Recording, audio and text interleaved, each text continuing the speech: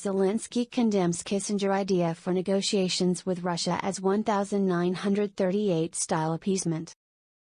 Ukrainian President Volodymyr Zelensky has made a blistering attack on former U.S. Secretary of State Henry Kissinger, who suggested on Tuesday that peace negotiations should be aimed at creating borders along the line of contact in Donbas as it existed on the eve of the Russian invasion. Kissinger was speaking by video link to the Davos Forum. In a video message Wednesday, Zelensky said, "No matter what the Russian state does, there is someone who says, let's take into account its interests." This year in Davos, it was heard again. Despite thousands of Russian missiles hitting Ukraine. Despite tens of thousands of Ukrainians being killed. Despite Bucha and Mariupol, etc. Despite the destroyed cities. And despite the filtration camps built by the Russian state, in which they kill, torture, rape and humiliate like on a conveyor belt. Russia has done all this in Europe. But still, in Davos, for example, Mr. Kissinger emerges from the deep past and says that a piece of Ukraine should be given to Russia. In his remarks, Kissinger said of the conflict that, negotiations need to begin in the next 2 months before it creates upheavals and tensions that will not be easily overcome. Ideally, the dividing line should be a return to the status quo ante, apparently suggesting that Ukraine agreed to give up much of the Donbas and Crimea. Pursuing the war beyond that point would not be about the freedom of Ukraine, but a new war against Russia itself, Kissinger said. Zelensky compared Kissinger's views to appeasement of Nazi Germany in 1938. It seems that Mr. Kissinger's calendar is not 2022 but 1938, and he thought he was talking to an audience not in Davos but in what was then Munich, he said. By the way, in the real year 1938, when Mr. Kissinger's family was fleeing Nazi Germany, he was 15 years old. Zelensky called those who advise that Ukraine give something to Russia, the great geopoliticians, do not always want to see ordinary people. Ordinary Ukrainians. Millions of those who actually live in the territory they are proposing to exchange for the illusion of peace. You always have to see people. UK Foreign Minister will call on the West to ensure Putin loses in Ukraine. British Foreign Secretary Liz Truss is travelling to Bosnia and Herzegovina on Thursday, where she will use an address to the Armed Forces of Bosnia and Herzegovina, to urge the UK's Western partners to ensure Russian President Vladimir Putin loses in Ukraine, the Foreign Office said in a statement late Wednesday. Truss will also warn against appeasing the Russian leader, the release added. Russia's aggression cannot be appeased. It must be met with strength, she will say according to the Foreign Office. We must be relentless in ensuring Ukraine prevails through military aid and sanctions. We can't take our foot off the accelerator now. Putin announces 10% hike in state pensions and minimum wage as inflation rises in Russia. President Vladimir Putin has announced that state pensions and the minimum wage will rise substantially in Russia from June 1.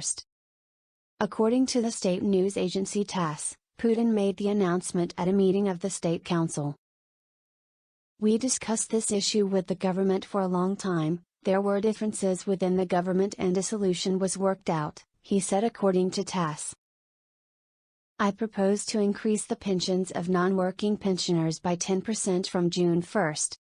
Our main task is to ensure, a further increase in the minimum wage, so that the citizens' income level would significantly exceed the size of the subsistence rate, he added.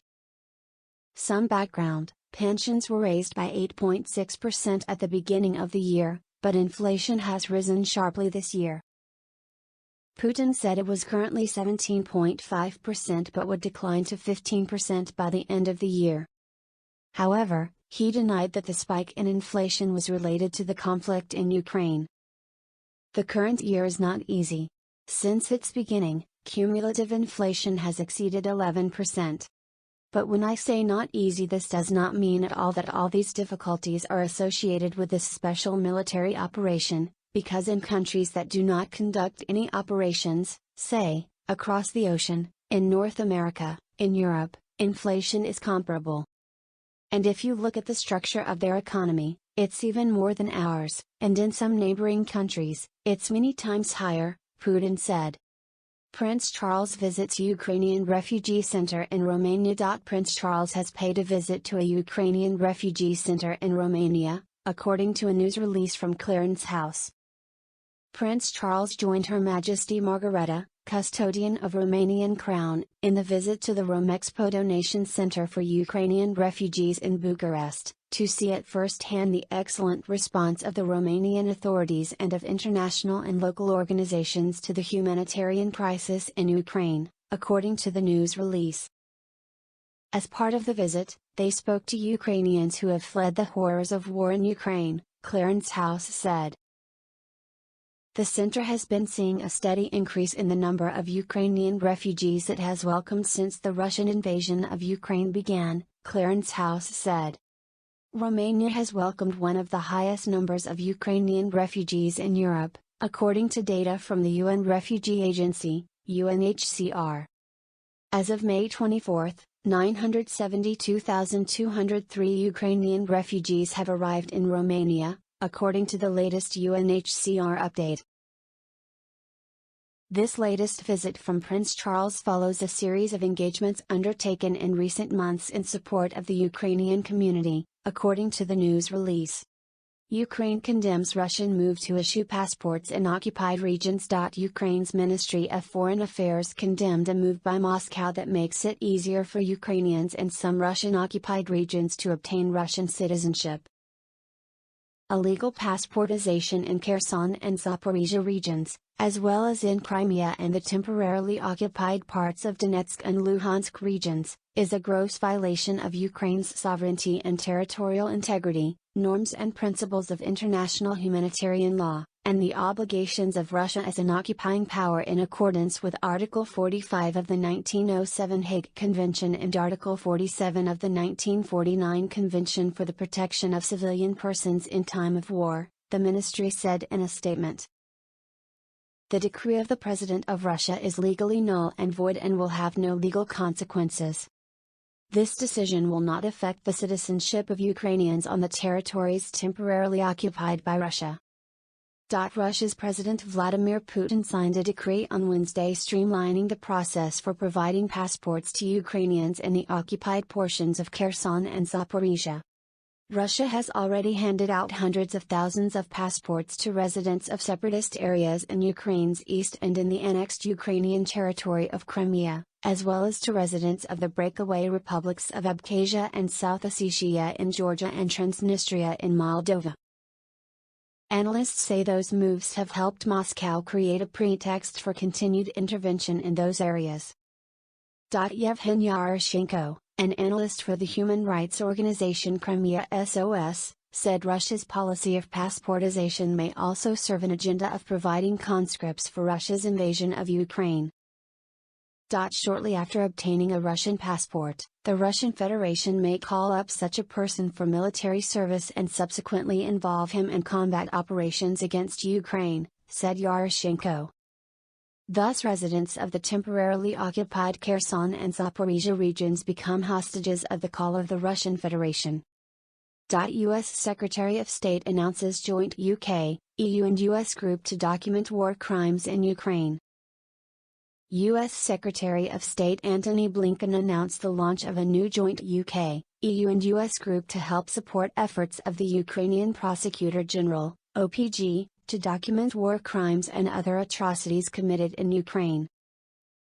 The new mechanism, called the Atrocity Crimes Advisory Group, ACA, will provide strategic advice and operational assistance to the war crimes units of the OPG, the legally constituted authority responsible for prosecuting war crimes and other atrocities in Ukraine, Blinken said. Although the United States and our partners are supporting a range of international efforts to pursue accountability for atrocities, the OPG will play a crucial role in ensuring that those responsible for war crimes and other atrocities are held accountable.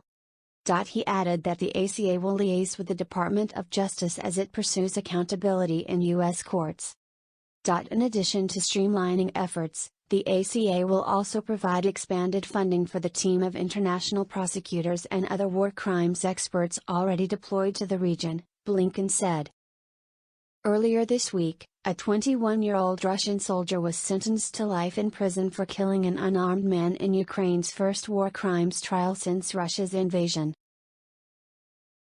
Putin makes rare visit to military hospital and meets with soldiers wounded in Ukraine. Russian President Vladimir Putin met Wednesday with soldiers wounded in fighting in Ukraine during a rare visit to a military hospital, according to footage released by the Kremlin. Putin visited the Mandryk Central Military Clinical Hospital of the Russian Defense Ministry in Moscow and spoke with members of the Russian armed forces undergoing treatment after being wounded during the special military operation, as well as with the hospital's medical personnel, according to the Kremlin. Putin, wearing a medical gown, asked the servicemen how they felt, where they were from and how their families were doing, the video showed. Putin was accompanied by Russian Defense Minister Sergei Shoigu. On Wednesday, Putin also visited the National Crisis Management Center of the Ministry of Emergencies, according to the Kremlin. Kremlin spokesperson Dmitry Peskov said Wednesday the president constantly takes interest in and keeps under his control the topic of conditions provided for those wounded in the course of the special military operation, according to Russian state news agency TASS. Switzerland to seize assets of former Ukrainian leaders ally. The Swiss government plans to seize more than 100 million Swiss francs, $104 million, worth of assets from an associate of Ukraine's former president, Viktor Yanukovych, who was deposed in 2014, it said on Wednesday. The proceedings concern assets of Yuri Ivanushchenko and his family that were frozen after Ukraine's 2014 revolution, the Swiss government said in a statement, stressing the move was unrelated to sanctions that Switzerland imposed against Russians this year. The Finance Ministry will now ask the Federal Administrative Court of Switzerland to approve confiscating the assets so that they can be returned to Ukraine, the government said. A few days after Yanukovych's ouster, the Swiss cabinet had ordered the freezing of any assets in Switzerland of the deposed president and his entourage, including Ivanushchenko, a former member of parliament whom it described as a close confidant of the former leader. However, Ukrainian authorities have not been able to issue judgments ordering the confiscation of those assets, according to the Swiss government. The Swiss government said since the war in Ukraine severely compounded criminal proceedings against Ivanushchenko, it now considers confiscation proceedings in Switzerland both possible and appropriate. Point 2 Killed by Russian shelling in Kharkiv region, officials say. Regional officials in Ukraine say that 2 people have been killed by Russian shelling of the town of Balaklia, which is on the front lines in the Kharkiv region. Natalia Popova, an advisor to the head of the regional council in Kharkiv, said 7 people had been injured in the shelling Wednesday, including 1 child who is in critical condition.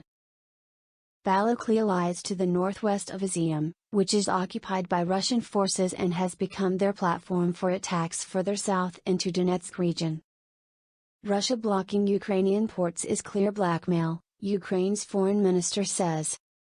Russia is trying to blackmail the international community with an offer to unblock Ukrainian seaports if sanctions against it are lessened, Ukrainian Foreign Minister Dmytro Kuleba said at the World Economic Forum in Davos, Switzerland, on Wednesday.